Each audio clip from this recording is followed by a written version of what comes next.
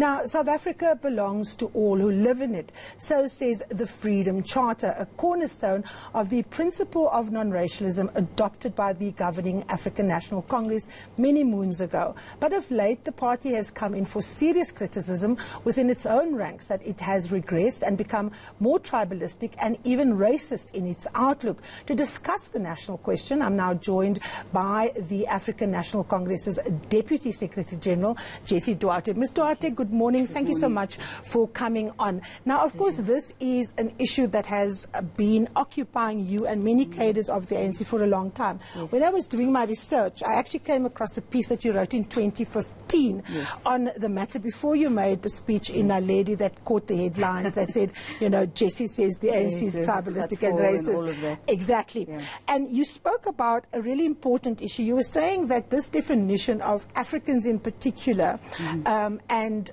blacks in general makes it hard for people to identify as South African and African.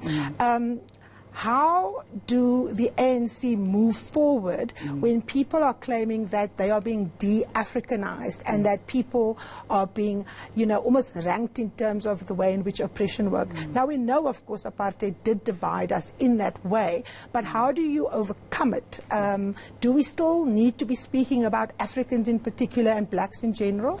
I think, Karima, to be fair, we do, because the reality is that African people were the most oppressed people in our country. And I was just reading a recent study, statistics, SA says, gives us these statistics that still show economically we're still back in the apartheid regime economically, with whites on top, Indians, coloureds and Africans at the bottom of the pyramid of poverty, in fact.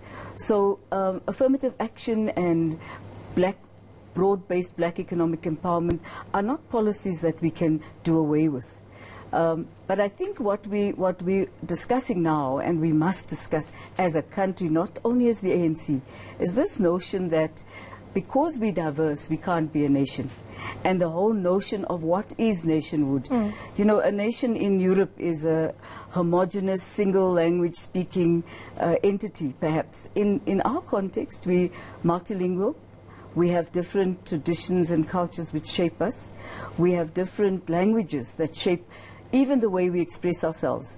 So one of the things we have to do is have this conversation, and that's what we're trying to do as activists within the ANC, is to say there are tendencies where people use very tribal annotations when they speak about themselves. And we're even beginning to see tendencies, not the ANC itself, but tendencies of people speaking about racial groups and minorities in the ANC. And that is not the intention of the National Democratic Revolution. It's to accept diversity, but to move, it's an aspiration to build a nation. Now, in this paper that you write about, you're saying that the search for a positive identity amongst people supposedly classified as coloured under apartheid has led to the formation of movements that seek to self-identify as the Khoi and the San and First Peoples. But you also warn in the same paper of a nativism that is evident in the organization. You say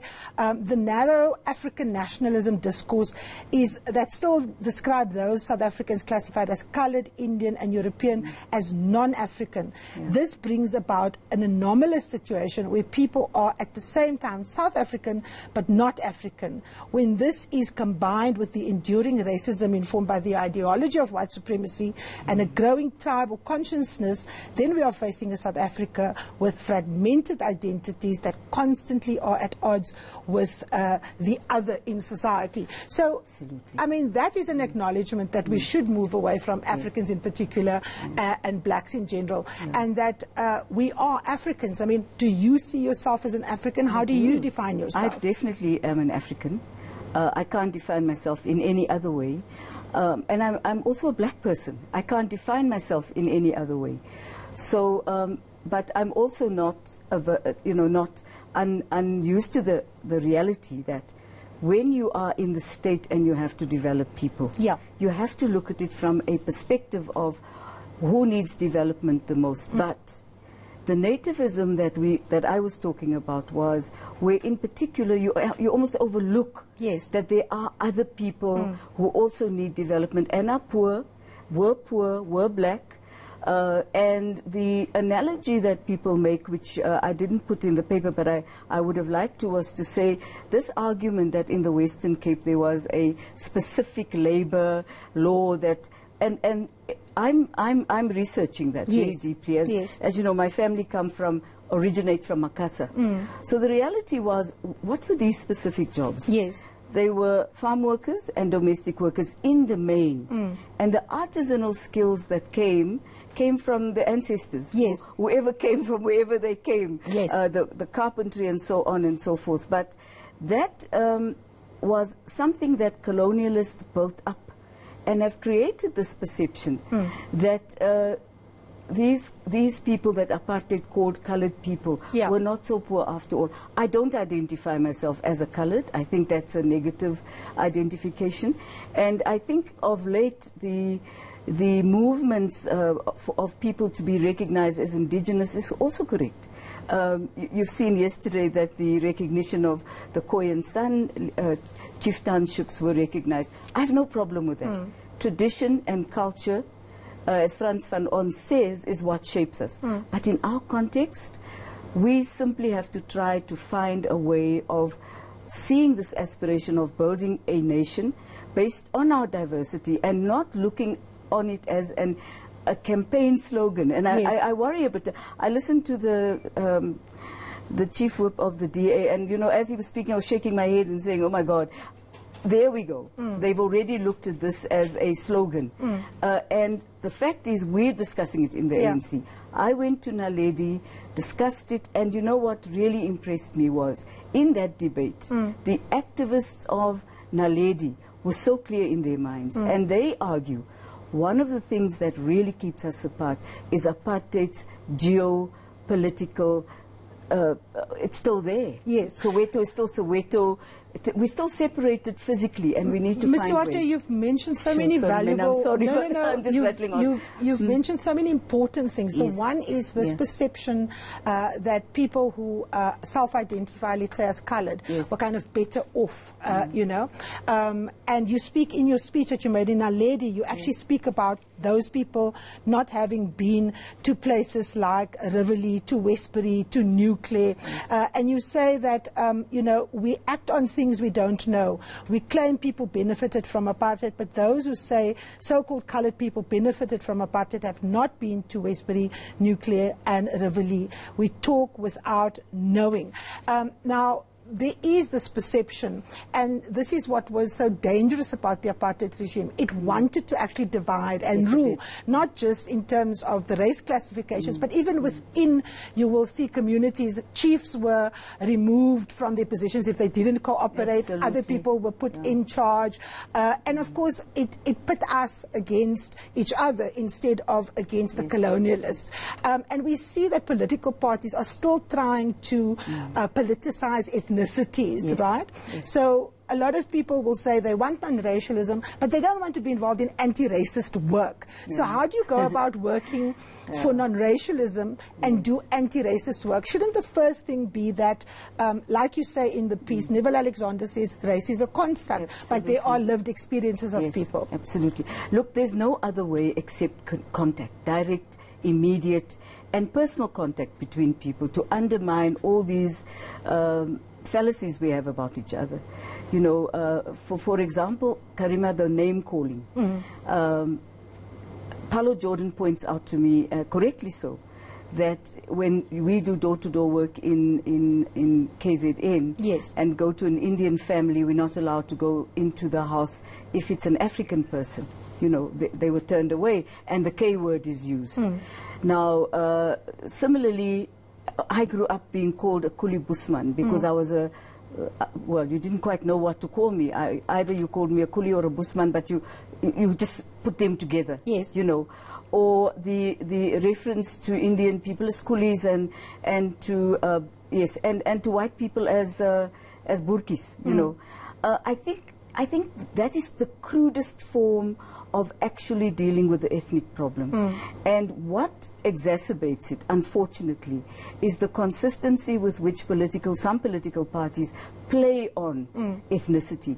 The only way we're going to get this done and over with is to open this discussion, talk to each other very openly, acknowledge that there's a residue from apartheid in our psyche, that we are Africans, we unfortunately shared the same land mass with our colonizers. They did all of this to us.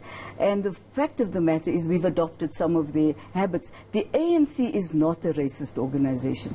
The ANC is not a tribal organization, but there are tendencies.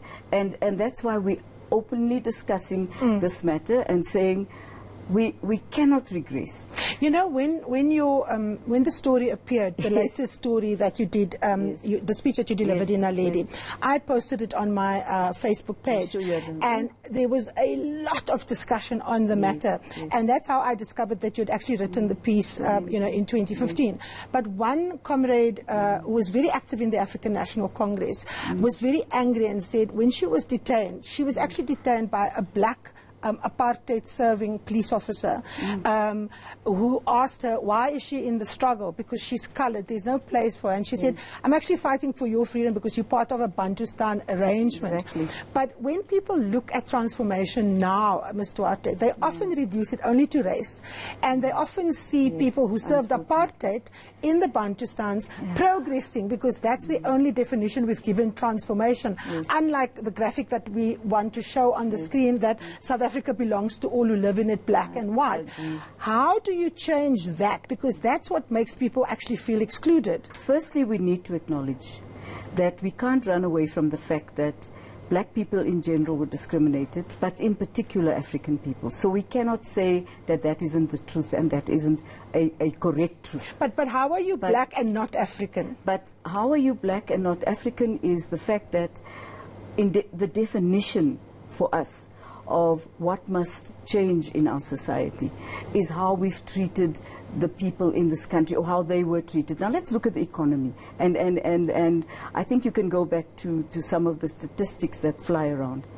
Who are the people generally, if we just use apartheid's categories, who are the most economically deprived people? Because of the numbers, the fact is that we still haven't got to a situation where we accept that a black African person is a person of quality, of merit, can distinguish themselves, is able to lead, and so on. And then you have the DA having a party of with black people in it, but with white supervision. And that manifests itself in this idea that, you know what, the black African person is not worthy of leading white people. We need to argue these points very critically from that perspective, but also I think that when we look at development, we now need to look at development from the need perspective.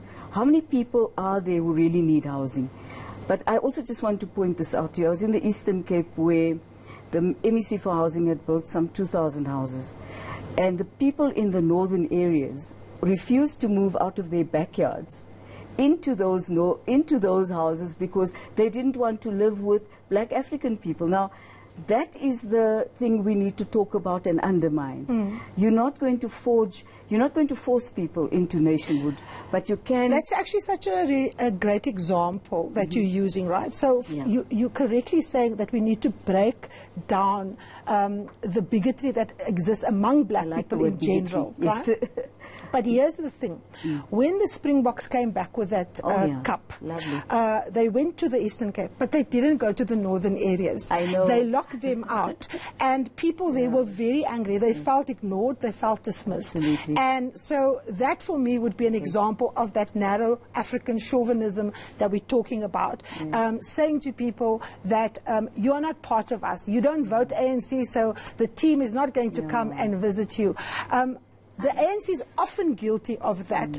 I have comrades from Mitchell's Plain who will say during elections we don't get a lot of money because we are not expected to turn out the vote. So the ANC is going to spend in the areas where they know they're going to win. And that, of course, plays into the criticism that the ANC is regressing and becoming tribalistic and going into that narrow vacuum that you don't want us to go into. We don't want to go there, and we're not a tribalist organization, but we must acknowledge that there are tendencies.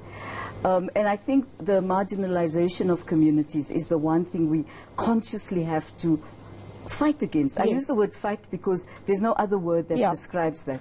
Where you really need to say very, very openly, look, there are all manner of black people living in this particular area. We've got to connect with them. Also with white South Africans. Yes. I think that the notion that we should leave white South Africans to the liberal political parties is a wrong notion. Development is about looking at everybody's needs, looking at how to mitigate those needs, how to look at the worst off first, but to not ignore anyone else. And that's why I mentioned Westbury, for instance. That's where I come from.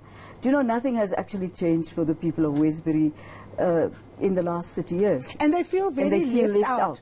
Now, Yeah. if we come into this question that South Africa belongs to all who live in it, black and white, as the Freedom Charter says, we have had a debate raging in the country, and I'm sure it's raging in the ANC as well, around the appointment of the head of ESCOM.